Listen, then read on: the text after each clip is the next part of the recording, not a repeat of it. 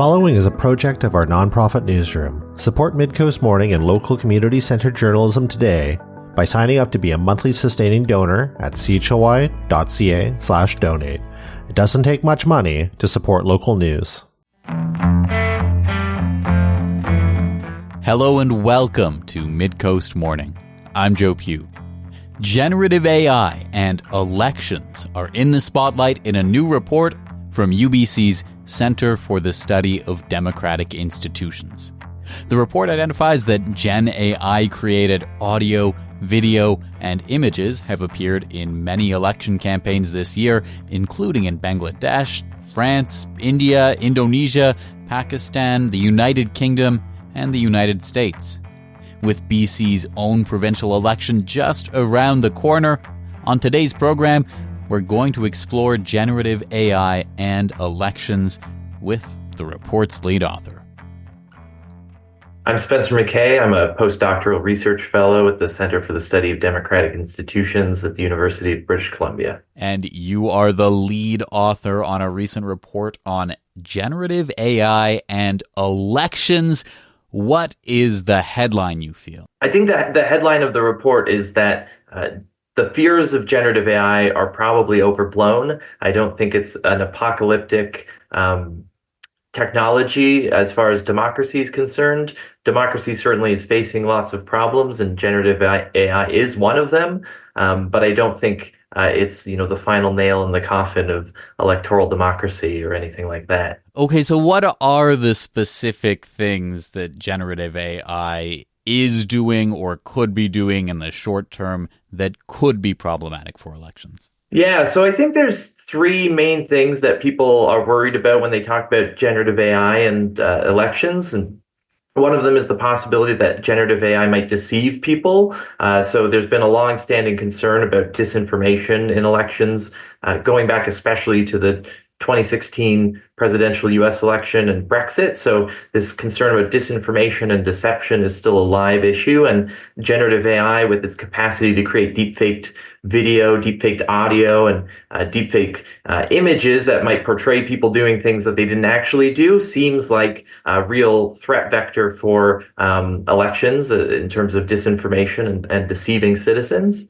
One of the possible things to be concerned about is sort of pollution of the information environment, right? We want voters, when they go to elections, to be able to find the information that they need to access, whether that's what electoral district they live in, where they can go to vote, what the parties and the candidates stand for, and generative AI lowers the cost of producing information. And so much of that information is low quality. The AI models have a tendency to hallucinate facts. So, for instance, I asked ChatGPT recently, here's my address, which electoral district in British Columbia do I live in? And it gave me the wrong district confidently. So there's a concern that people might either use AI and get the wrong answers, or they just might find it harder to find the information the accurate information that they do need, because there's so much AI generated content being put out there to try and gain their attention.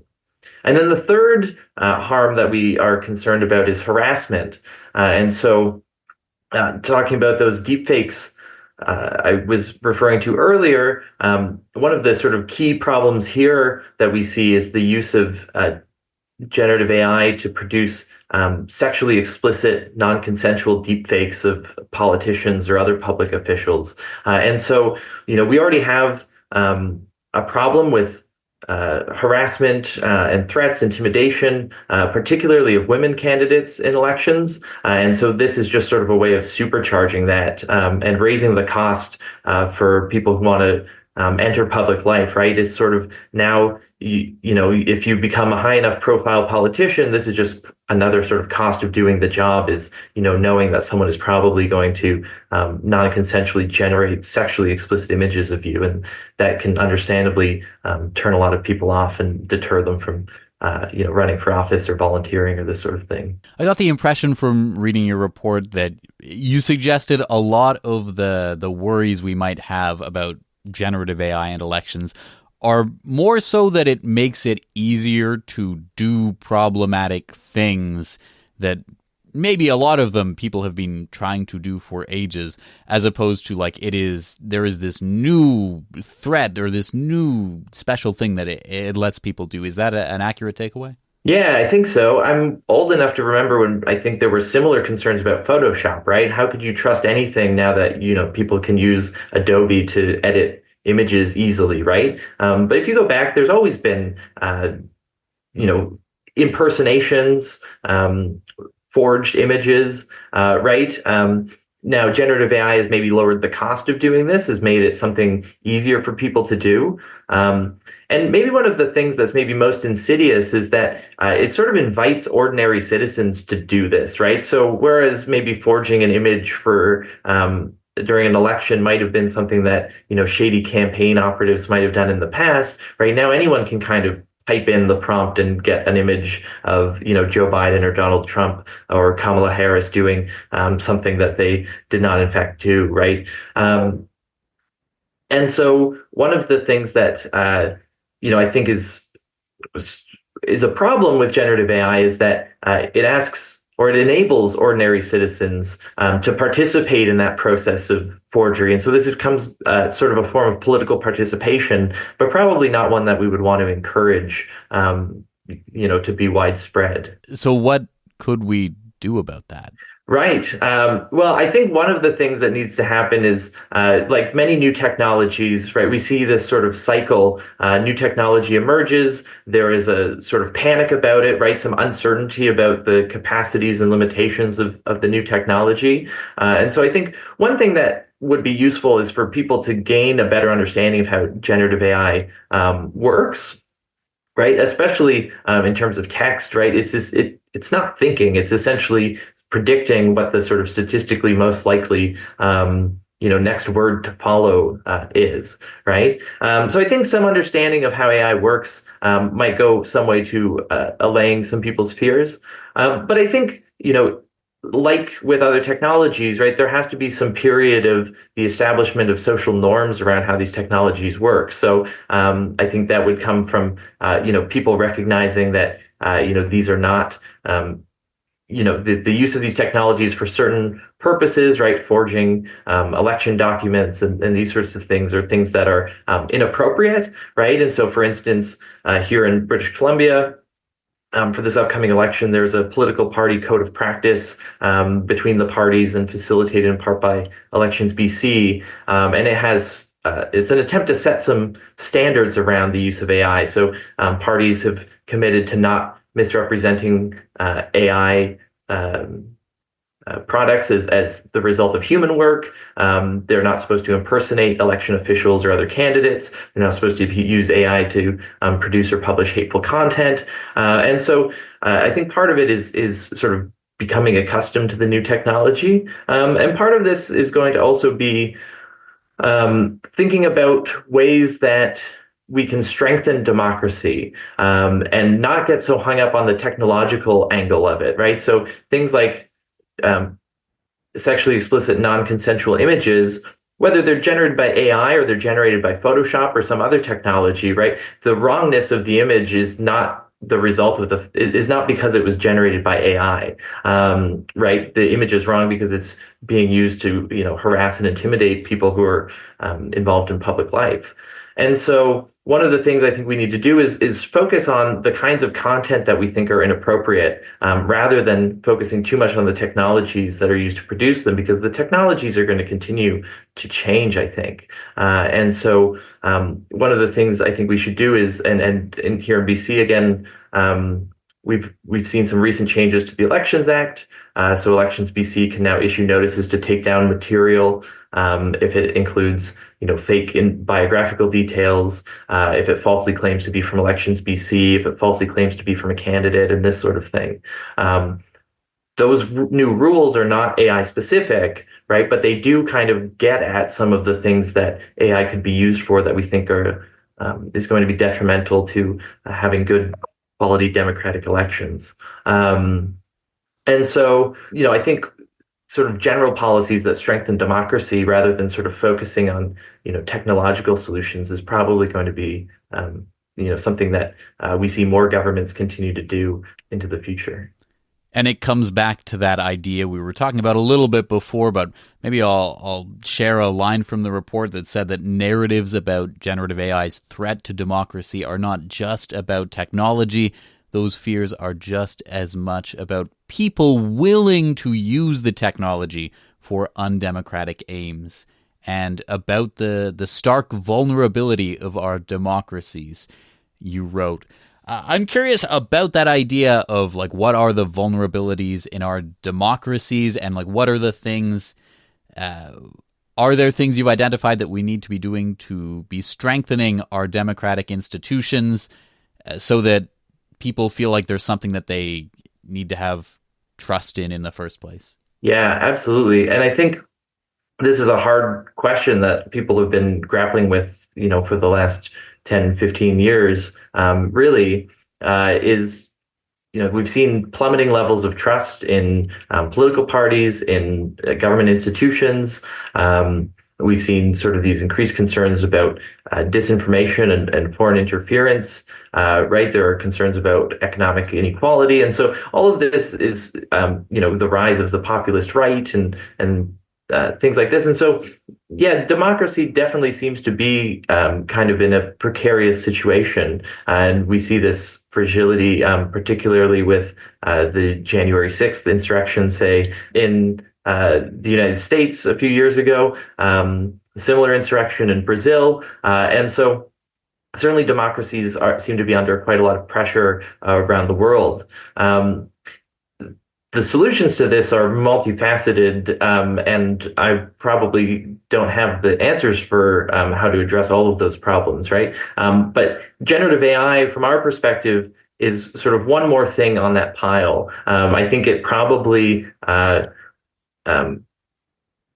exacerbates some of those issues. And that's partially why I think the strategy, though, is not to look at generative AI as a particular or unique problem in itself, but to try and think, what are the sorts of things we could do to strengthen democracy so that we're not worried about generative AI being the straw that breaks the camel's back. And so I think electoral management bodies, entities like Elections BC or Elections Canada, right? They could do a lot to be transparent with voters, right? To do a good job of communicating how votes are counted, right? To dispel any concerns about voter fraud or intimidation, right? As I mentioned, we've seen a few steps here in BC taken to try and improve the information environment by ensuring that sort of the most egregious forms of false information being posted online, there is a mechanism by which the government could work with social media platforms to take that information down. And so I think, if citizens see less of this sort of blatantly misleading or harassing, intimidating information, that might go some way to dispelling concerns about disinformation, etc. The media, I think, is a big part of this too, right? Obviously, lots of challenges for media institutions, especially those doing robust investigative journalism, the stuff that sort of helps really uncover the kinds of problems that democracies need to solve. And social media platforms are going to be a major sort of method of dissemination of a lot of this harmful or potentially harmful information. And there's been sort of increased push over the years to have them increasingly regulated because they have made these voluntary commitments to remove certain forms of harassment or disinformation, and they don't always live up to the commitments that they've made. And so something with maybe more teeth might be required. But those are just some of the pieces, I think, in a bigger strategy to try and protect democracy more broadly. Midcoast Morning is made possible by the Community Radio Fund of Canada's Radio Meters program and listeners like you. Support Midcoast Morning and CHLY's nonprofit newsroom today by becoming a sustaining donor at chly.ca/donate. Local news can't survive without your support. Another way to help us out is to share this show with your friends and tell them why they should support us. Finally, if you're listening to the podcast edition of Midcoast Morning, go and give us a positive review on Apple Podcasts or whatever podcast feed you use. It helps people find us. Today on the program, we're talking generative AI and elections. Spencer McKay is the lead author of a report on the subject from the Center for the Study of Democratic Institutions at the University of British Columbia. In this report, you also shared some examples of things that happened in elections in other places around the world, possibly involving generative AI. Could you share what some of those were and what the conclusions you were? I'm thinking one that stuck in my mind the most is maybe in Slovakia. The thing I find most interesting about this Slovakian case, right, is so this is a party leader who's being impersonated in an audio clip about rigging an election. And the thing that I think is most illustrative about this example is that it shows how the context at the time matters. And so this deepfake audio clip was released during a blackout period. So sort of mainstream media, right? All the media organizations who are sort of following the rules that the government has put in place aren't allowed to broadcast any information about the election for a period leading up to election day. And so this piece of disinformation is kind of injected into this vacuum where there's no sort of chance for people to debunk it, to rebut it, to sort of provide a counter narrative.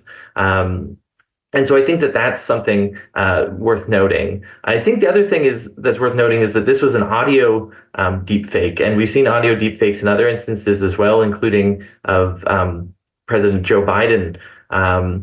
And one of the differences between the two cases is that in the Joe Biden example, right, the FCC took action. They tracked down who had been spreading this audio deepfake through robocalls, right? And so there's been some accountability there. Whereas in the Slovakia case, not so much, right? And so I think we see a bit of a difference in how different political systems are capable of responding to these kinds of problems. Right. And I think the other thing is that audio deepfakes are probably the hardest to detect from what we've understood from doing our research and talking to some people in the field who have been testing AI detection and this sort of thing, is that it's very tricky, and audio deepfakes are maybe not only persuasive to the broader public, but they could also be used to say in phishing attacks, right, to try and maybe extract information from political campaigns that could be then, leaked to the public or the media or something like this. And so I think that's another kind of way in which audio deepfakes are maybe more risky than video deepfakes, where you see sort of strange movement or, people with six fingers or this sort of thing. There are fewer telltale signs of generative AI in these audio clips. I'm coming back to that idea as well. You mentioned at the beginning of our conversation that you can ask a generative AI, or that you asked a generative AI model, like, what is my polling station? And it told you the wrong one. And that is only a huge problem if you're using generative AI as your source for that, if you're expecting it to give you the right one, which I guess begs the question of, is that happening? Like, is that a likely scenario? Are we at a place in society where people are using generative AI to give them the answers to these basic sort of day-to-day questions? Yeah, that's a good question. And I don't know how prevalent this actually is, but I think there's a few things that I'll maybe put out for consideration. So one is there's been some polling, maybe a year or two old now, but Canadians in general seem kind of skeptical of generative AI, right? In part because I think you see these news stories about, there's one about Air Canada offering someone, a bereavement fare or something through the chatbot that wasn't honored. And it's a sign sort of like generative AI doesn't really know what it's doing necessarily, right? And so I think people are kind of skeptical of generative AI, and I think in many cases that's smart. But, I think the sort of countervailing fact is that increasingly social media platforms, Google, right, search engines are integrating generative AI into their products. And so, if you go to Google, sometimes it now gives you the generative AI sort of snapshot answer. And sometimes these are also wrong with, those notable hallucinations that sort of people share and that go viral.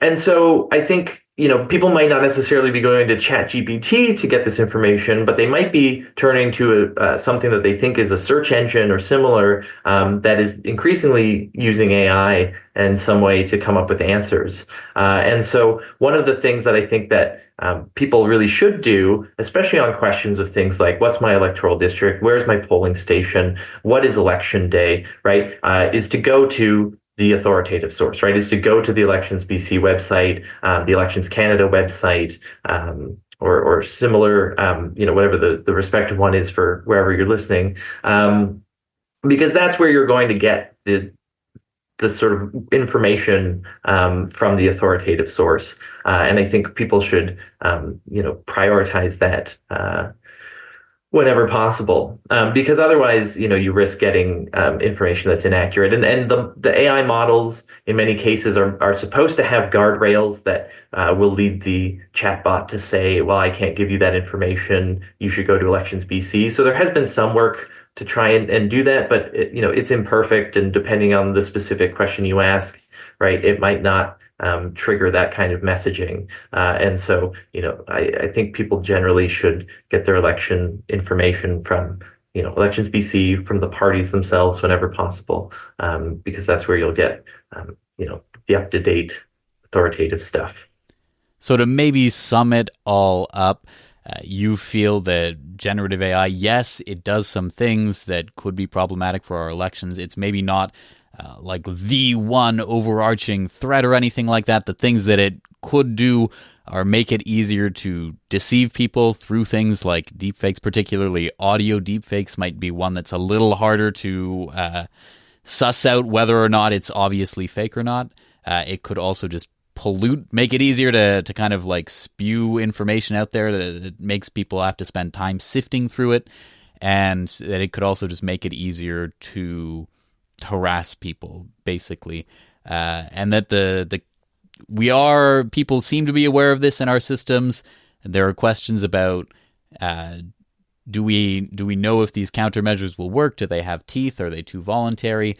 And then if you're an individual kind of voter, I guess the big takeaway is just to really think critically about everything you hear and see, and ask yourself if it makes sense. Yeah, I think that is a very good summation of most of what I said. The one thing I would maybe say is, yes, voters should be critical of stuff, especially that you see on Facebook or X or Instagram or TikTok, right? But I think voters should also recognize that there are sources of information that are worth taking seriously and trusting, right? So, it's not be skeptical of everything, right? It's just sort of, be skeptical based on the context, right? And not to run away and doubt that there is any sort of reality or truth, right? But to recognize that some places are going to give you better and more reliable information and are going to back up their claims better than others. And we should try our best to sort of turn to those institutions and outlets whenever we can. Is there anything else you think it's important to bring to a conversation like this one today? I think the other big thing, and I mentioned this briefly, but just that I would reiterate, right, is that we've seen numerous elections over the past year where generative AI has been used in some capacity, right? And it turns out it isn't a major issue, right? It's certainly something that citizens and journalists pick up on, that parties, respond to. But I think part of the fact that, people are responding to generative AI is one of the things that keeps it from being as harmful as it could be. I think that those efforts by journalists, by citizens to be skeptical in some situations, right, I think that has paid off in the sense that there hasn't been, for the most part, there haven't been major concerns that generative AI has, say, tipped an election one way or another. And that's not what the discourse around the 2016 election in the United States was, for instance, right, where there were these concerns that Russian disinformation had maybe swayed the election one way or the other. And so I don't think we're sort of in that space with generative AI, at least not yet. Hopefully we won't see an event like that. But part of sort of keeping that at bay, right, is this sort of, some vigilance, right?